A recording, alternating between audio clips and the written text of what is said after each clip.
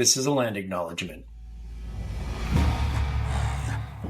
This podcast is recorded on land that rests on traditional village sites of the Multnomah, Wasco, Cowlitz, Cathlamet, Clackamas, bands of Chinook, Tualatin, Kalapuya, Molalla, and many other tribes who made their homes along the Columbia River.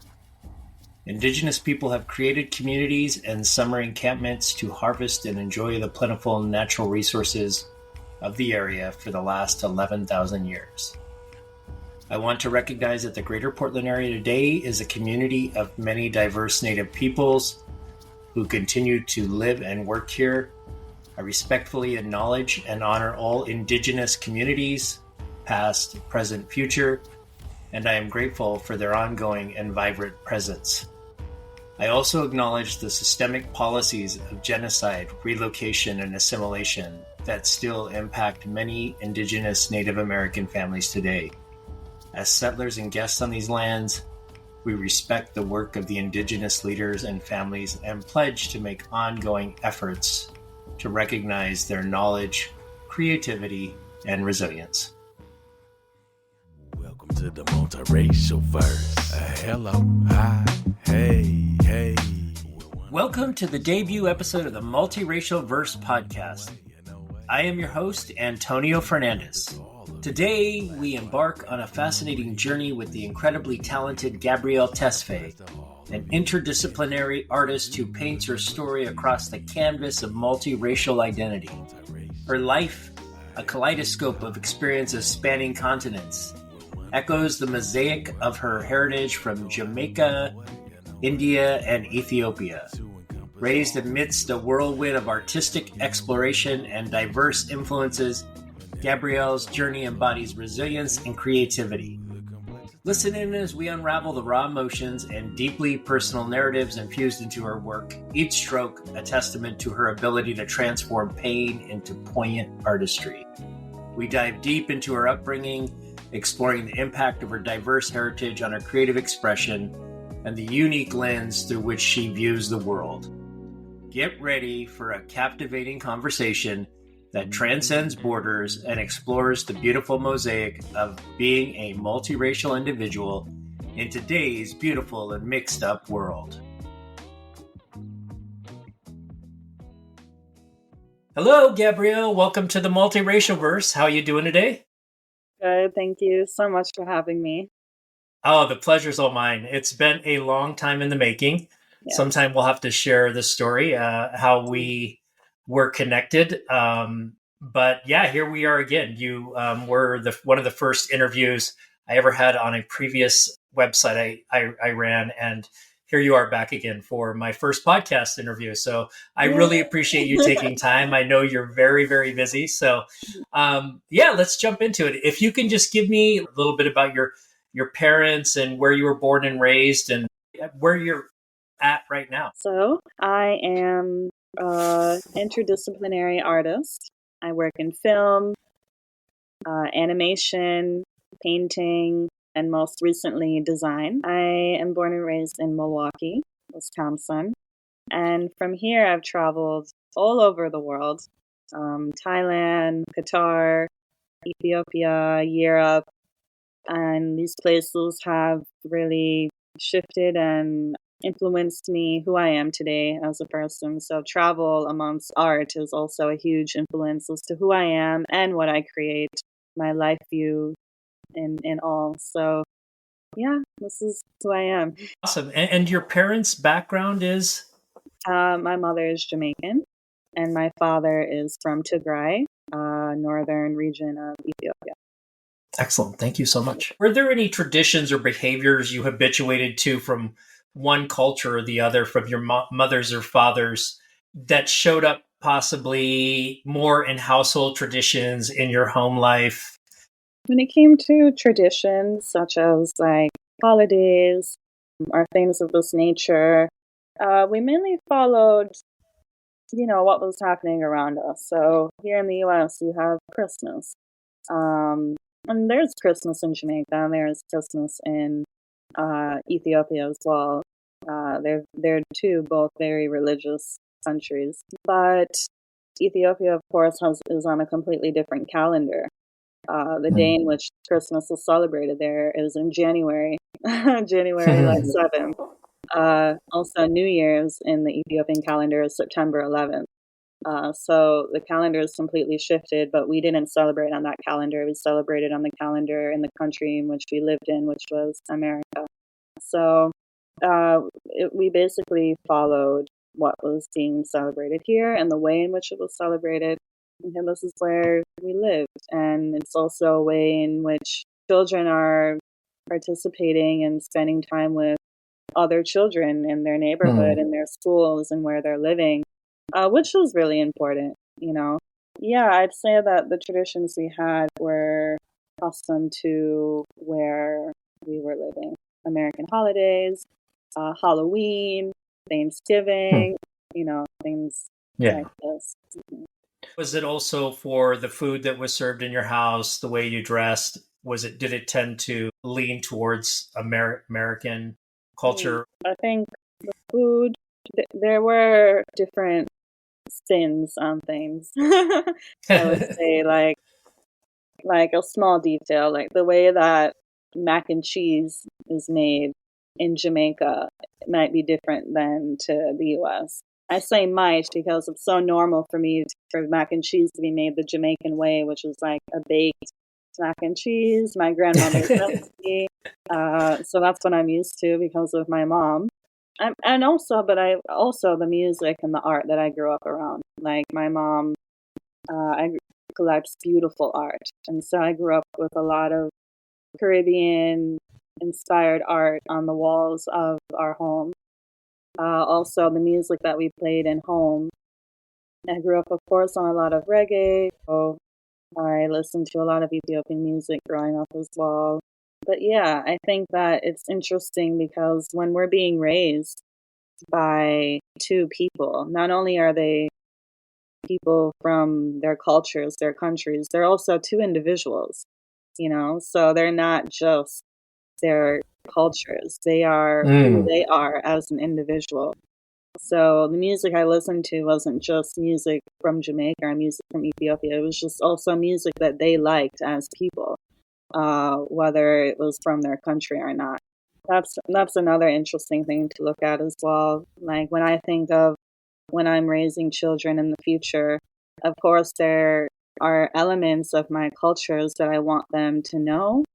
They're also going to be raised by me, Gabrielle, that likes music from India and music from Thailand and music from all these other countries that I've traveled in the world as an individual. So that's another thing that I like to remember.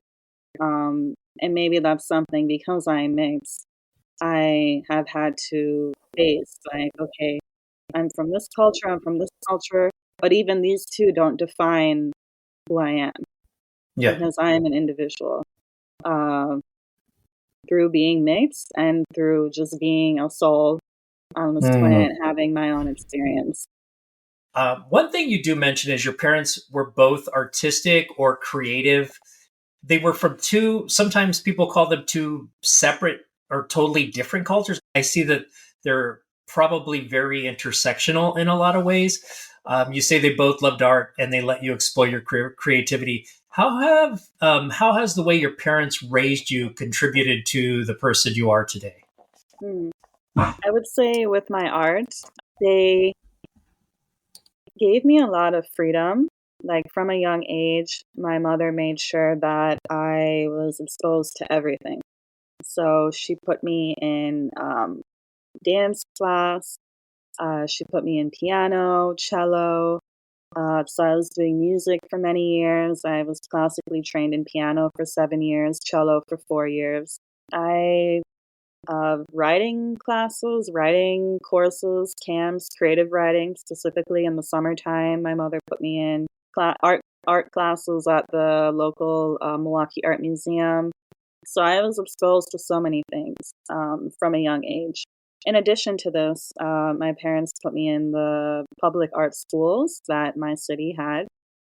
So from elementary, middle school, high school, I was always in art school. And through my art school, while they were like low funded, public art schools. We had amazing teachers that were in themselves very educated, very successful. And I was exposed to through their music, performing arts, theater, writing, visual art. So I was always surrounded with art from a young age because of all of these influences. And look, I became an artist. That's great. We have a daughter who she's 9 and she just pumps out art. So I'm like feeding that creativity. We believe that she can be an artist and have a life being some sort of an artist. Did your parents talk to you about that at all? Did they just nurture the artist in you because you were naturally creative, naturally drawn to these artistic things? Or at any time did either one of your parents say, well, maybe let's think about like a doctor? No, I wasn't told that specifically.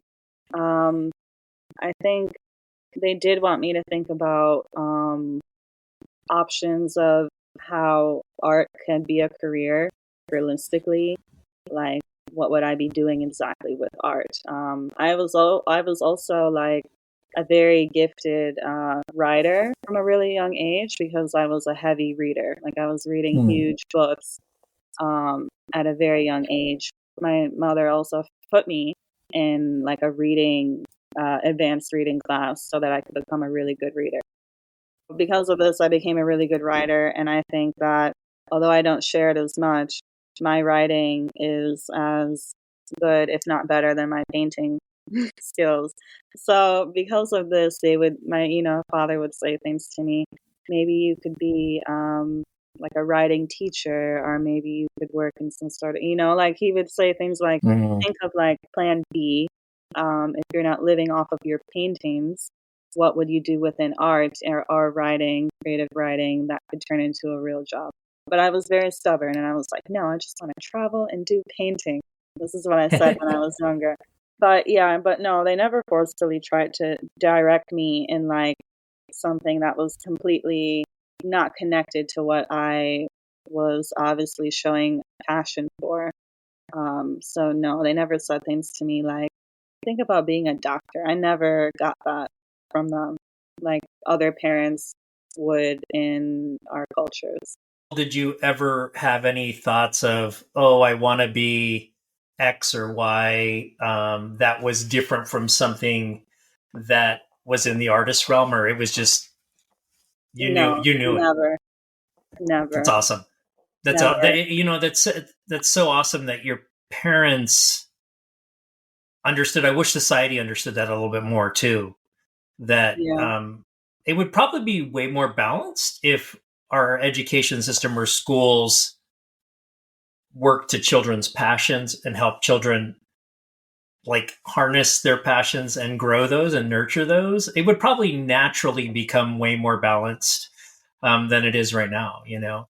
Where did you start to attach the type of art you like to the type of art you produced? Was there a particular culture, the Ethiopian culture, Afro Caribbean culture, or were there American artists that you liked too? Tell me how your art developed into kind of its modern day being. I've always been inspired by art that had maybe a sense of mystery to it. And also, sorry, do you hear my dog? Yeah, it's fine. Totally fine. I've always been inspired by art that had a sense of mystery to it and a story. Yeah. But a story that maybe I had to really search for. I was, since high school, definitely inspired by Ethiopian art. I was really intrigued by the use of the eyes in Ethiopian art. And the spirituality and the mysticism, because it is extremely ancient. And to this day, I am very, very, very much inspired. And it's very present in my work today. And like you had mentioned in your question, self-portraits. When it comes to self-portraits, the first thing that comes in my mind is Frida Kahlo, because what was so different with her art was that she was painting self-portraits. So she was creating a world within her work. And she was painting such, what I would use, vulnerable, personal life, stories and emotions, within her work, and showcasing her pain, with the use of her face, her body, the face of Diego, her lover, her husband.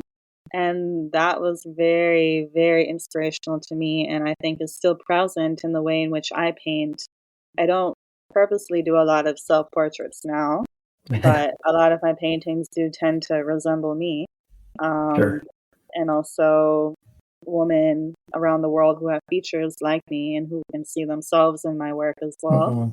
Sharing such powerful and raw emotions, I think, is a huge strength of mine. And when people say that they connect to my work or they see themselves in my work, I think what they mean is that they are seeing that. I'm definitely proud that I've mastered translating emotions into a visual language.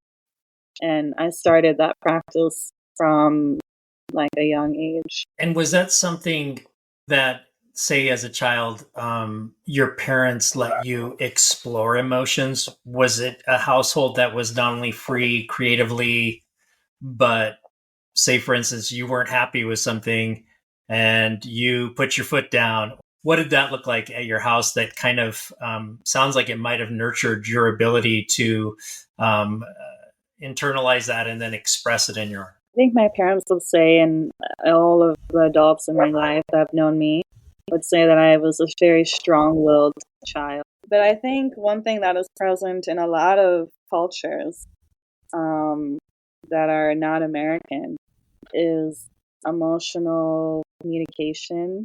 Communication of emotions is not very practiced. And so, whereas in American culture, I think that there is this sense of like communication of emotions is something that is supported. I mean, a lot of our cultures don't even have a word for therapy, whereas here, like, therapy is like a popular thing to do now. Yeah. And a healthy thing to do. Yes. And I think that this emergence of communicating my emotions through art is this mix of it not being something that is natural from the cultures I come from, growing up in this society of it is something that is supported. So I think the merging of those two is what has created my practice of doing this. And also all the that's inspiration. beautiful. Yeah. Yeah. The inspiration from artists like Frida. And when you study like art history, there's so many groundbreaking artists of their time that did things like the commentary of society, of the things that were happening in their time and how they put that in art. Artists have been doing this for generations. Yes. It's beautiful. Thank you for that. I had read that you had been assimilated, and that could look a lot of different ways. Coming when immigrants come over, have first generation children.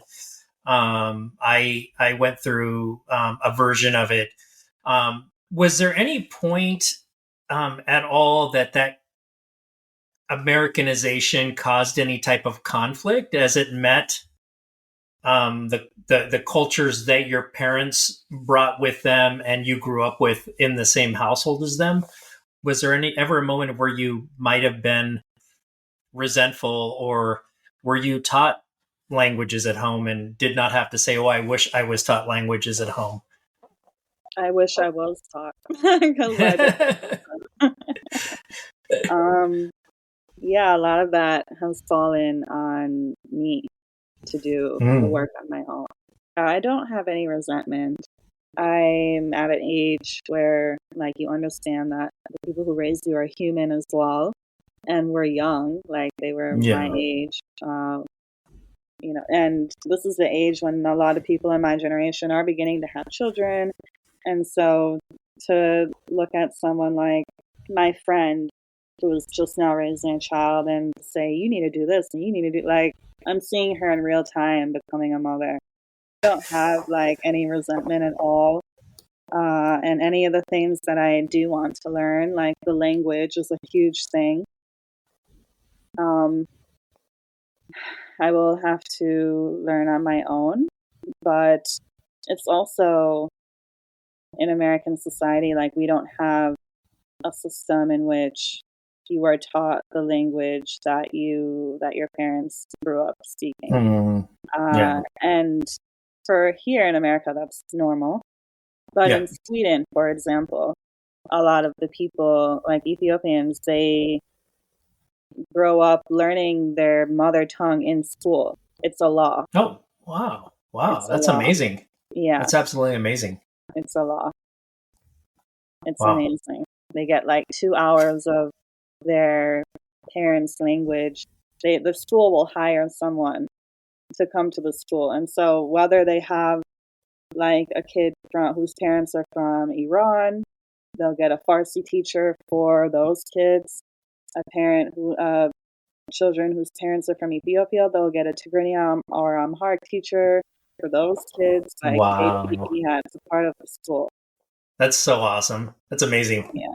I read where you grew up in Milwaukee. You went to schools that the demographic tended to lean more toward a high population of Black Americans, African American individuals. You talk about being on the end of prejudice from these individuals. How did that make you feel first? And then how did your parents talk to you about that?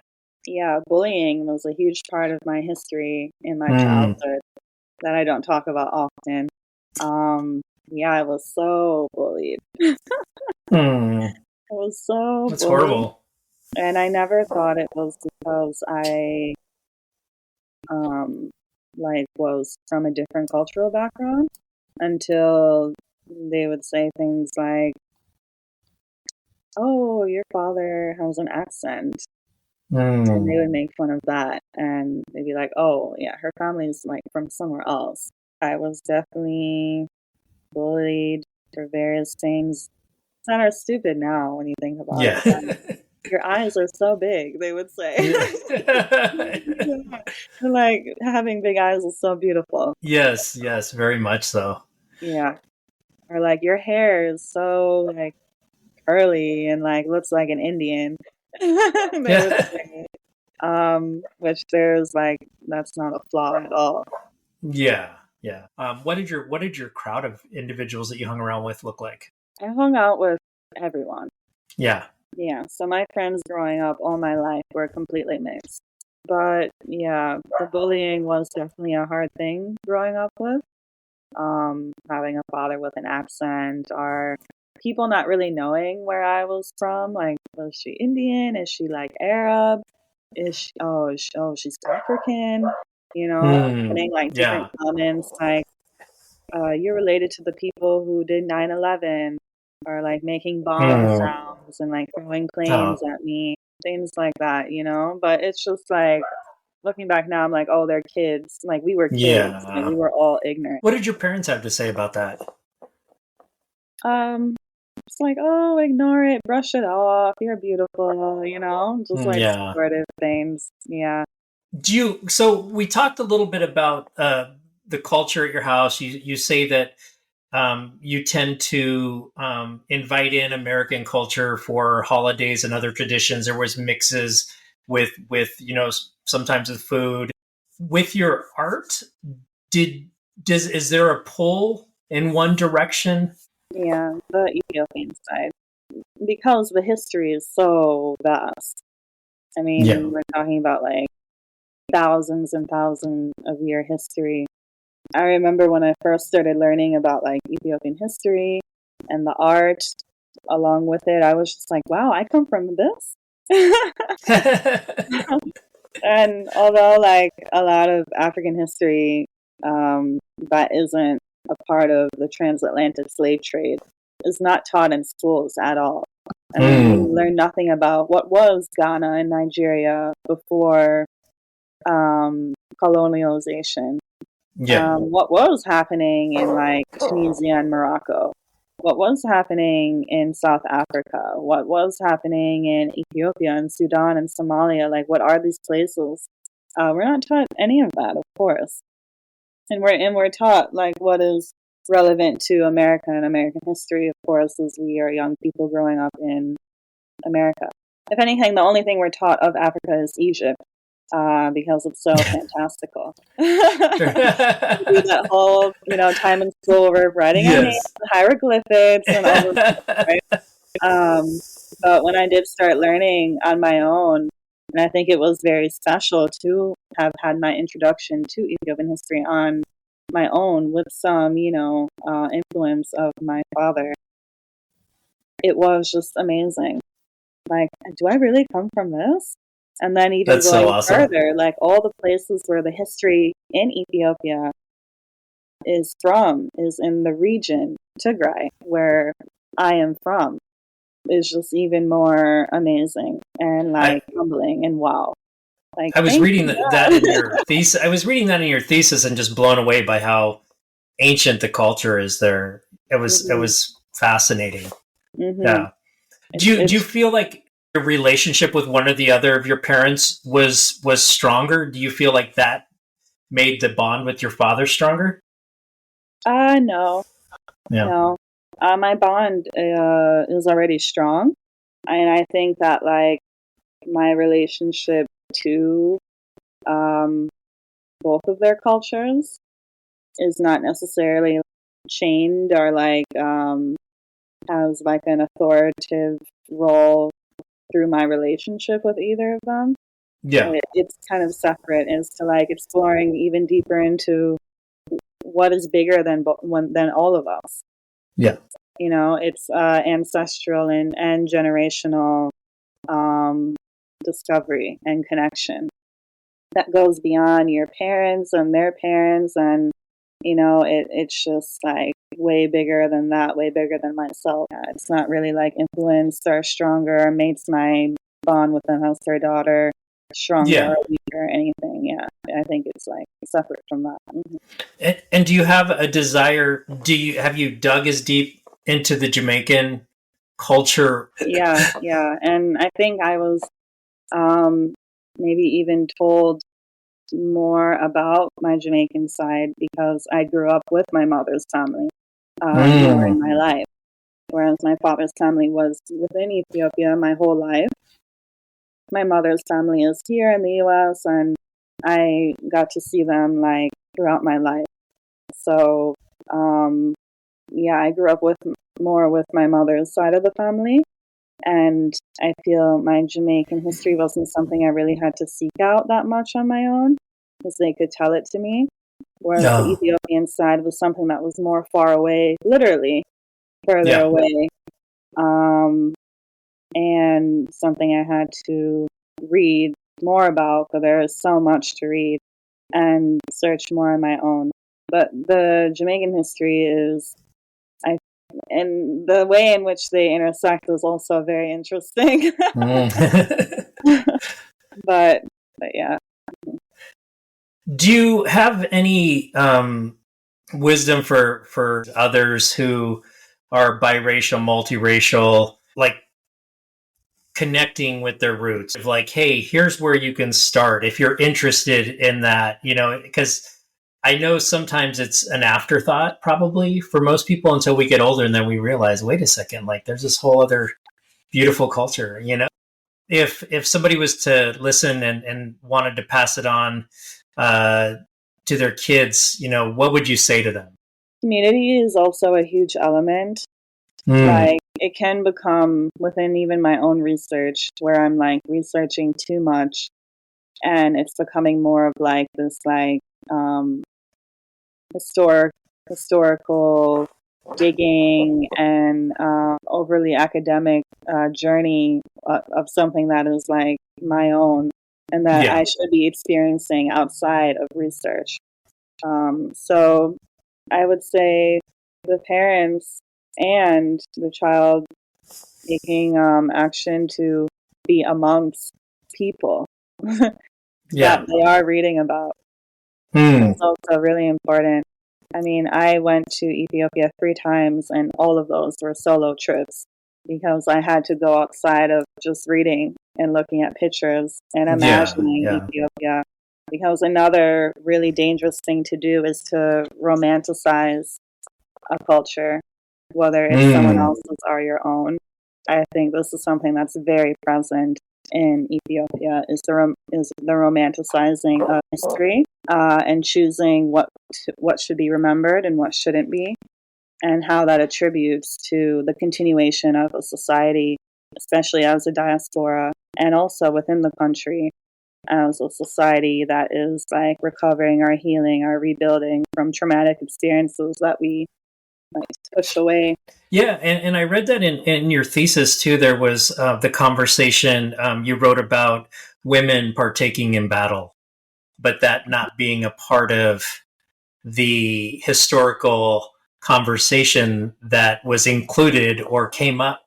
And so I started to also look at like patriarchy as very widespread in history, regardless. How does that look in Ethiopia? When you went back, did anything surprise you in the relationship between the way males and females interacted? The patriarchy is disgusting.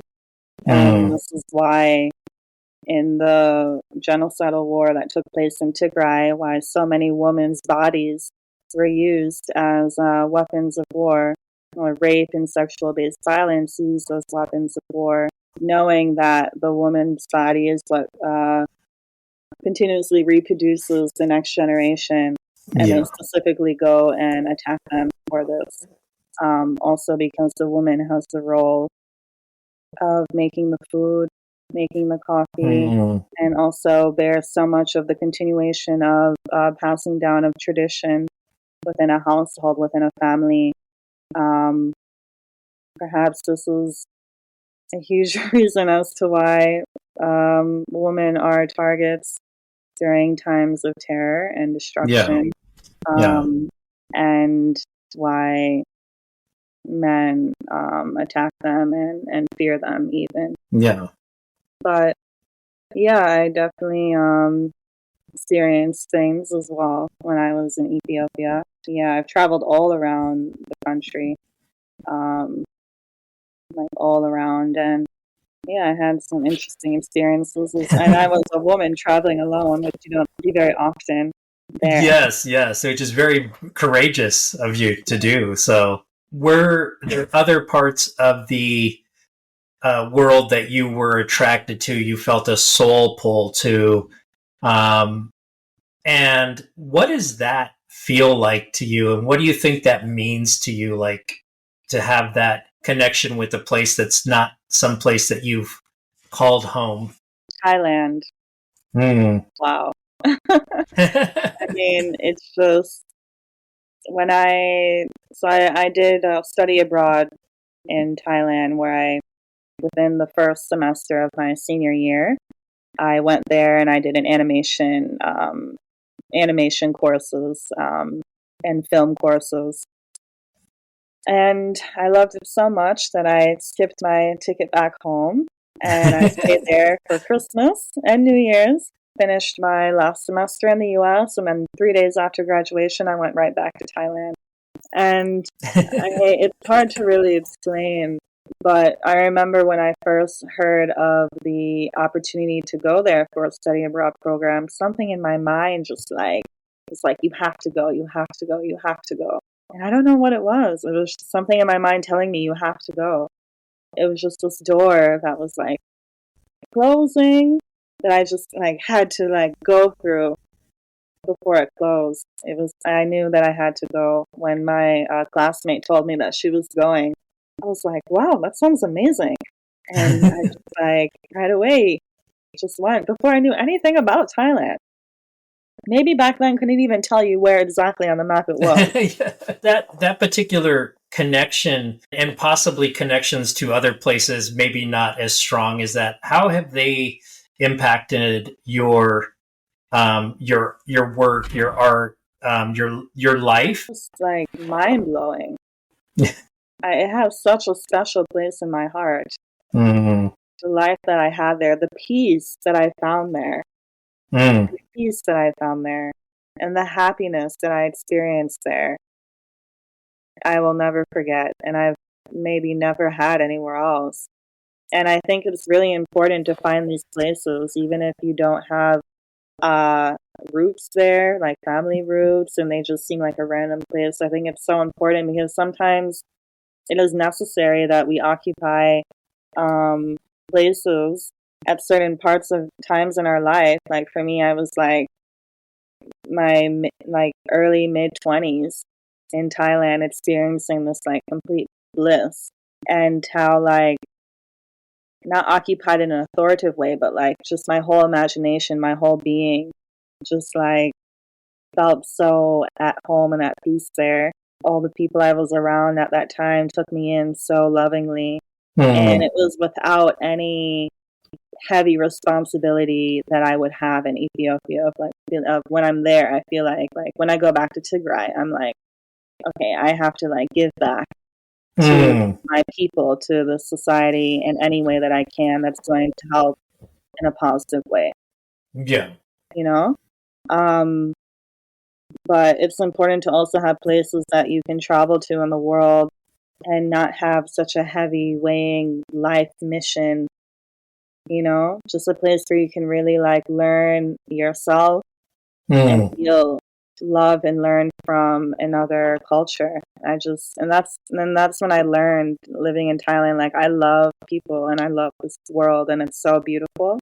And by all of the terrible things happening in the world, I know that peace exists. I know that beauty exists, because it can be so easy to be like, wow, this whole world is just going to shit. Like, everything is so bad. Everything is so bad.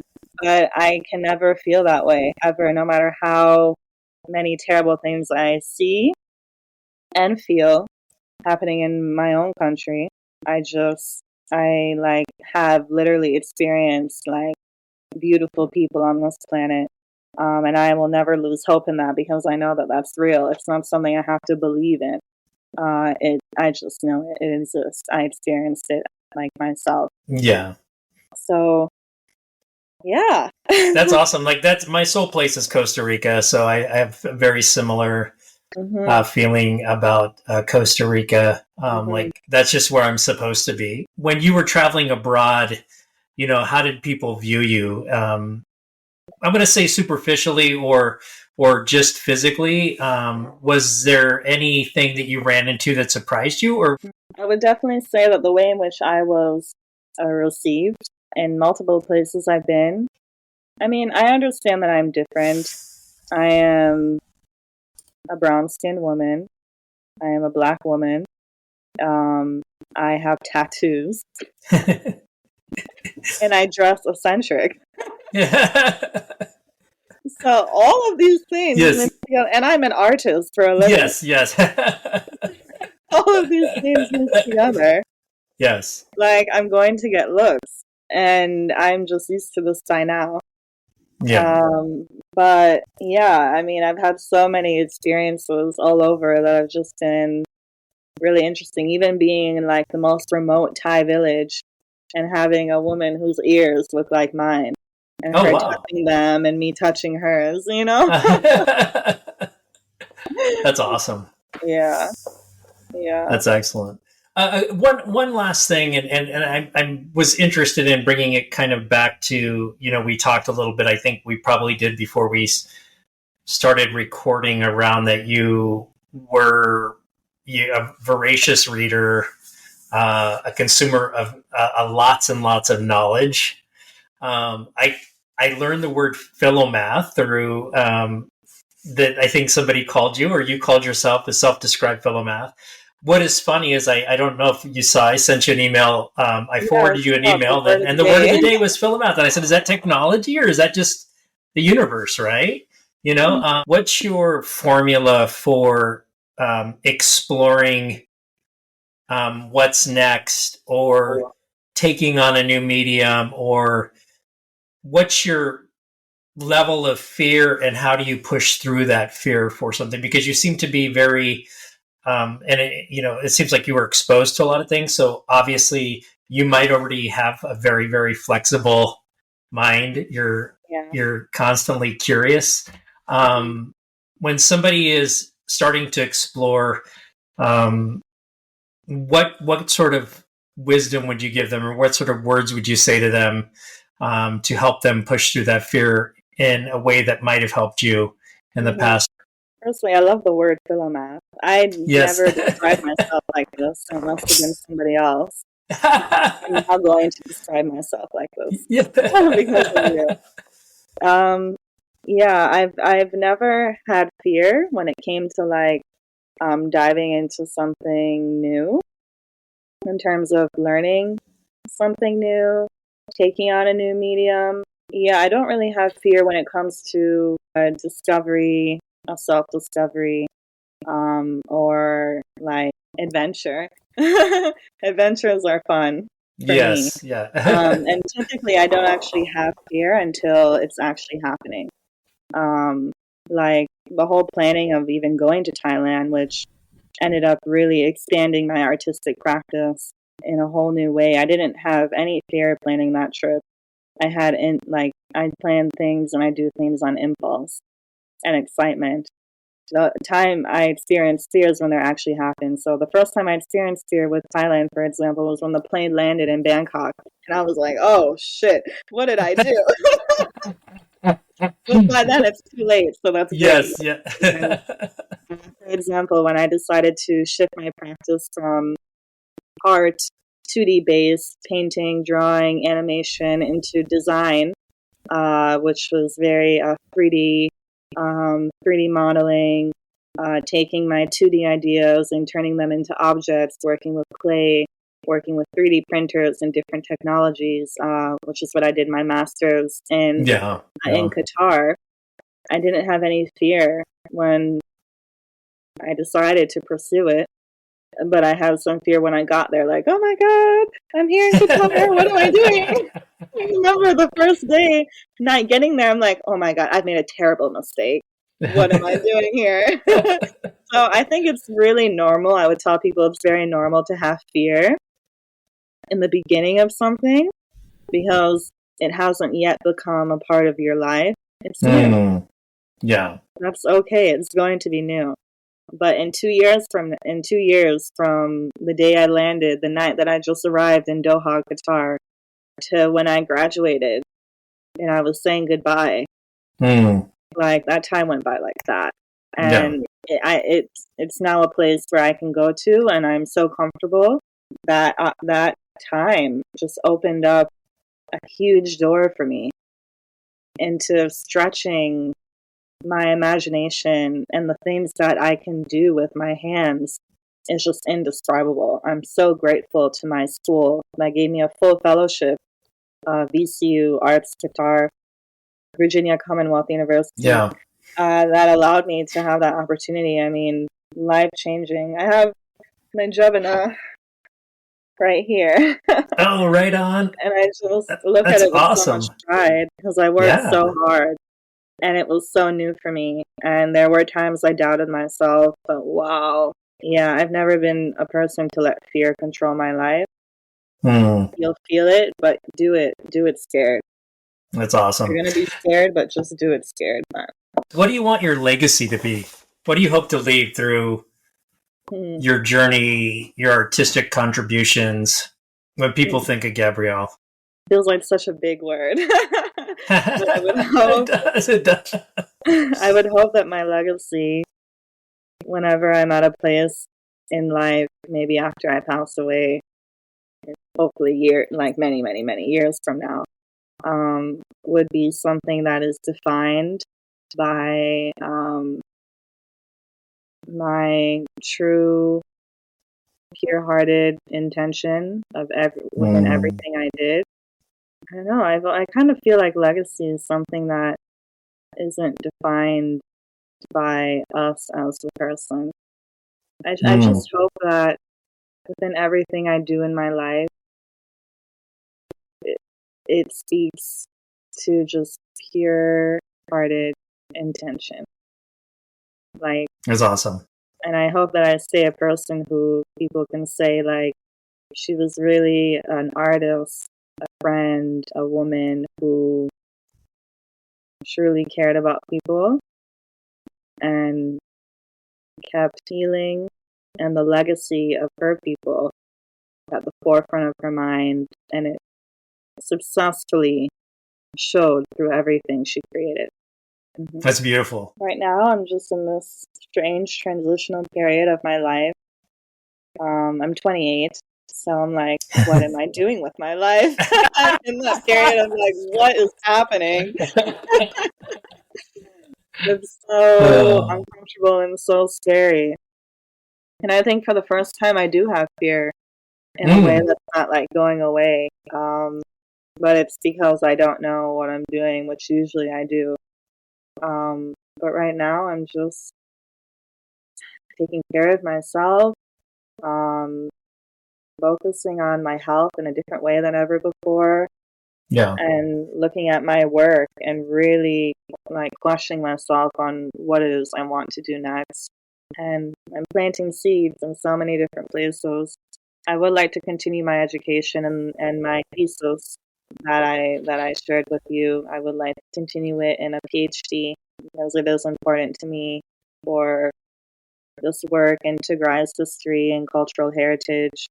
I would like for Tigray to be represented in the cultural heritage field and history and academia, so that like real funding and real work can go towards like mending everything that was destroyed in the war. And I write about it in my thesis. So yeah, I would like to continue this. So I've applied to PhDs in various countries, various universities, and whatever happened, whatever I get into is where I will go. Huh? Thailand? No. No, not Thailand. But yeah, I'm just moving into a space of like, after all this traveling, really wanting to settle somewhere and create a life in a different way than I've ever had before. So that is what's coming next for me. Well, yeah, I mean, you're already prolific, as far as an artist, and just your ability to learn new mediums and then make them your own and just use them in a way that's just, mind blowing. So, man, thank you so much. I am so glad we connected. Yes, I'm so happy. And and I definitely would love to speak to you again, whether it's on or off the podcast. So, yes, of course. Thank you so much for your time, Gabrielle. I really appreciate it. Thank you.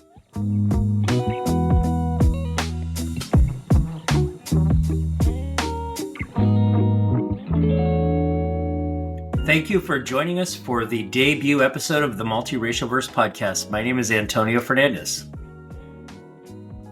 You can find this podcast on Apple Podcasts and Spotify. Huge shout out to my friend Johannes Skoda for mixing and creating the intro music, and DJ Kazam for the track.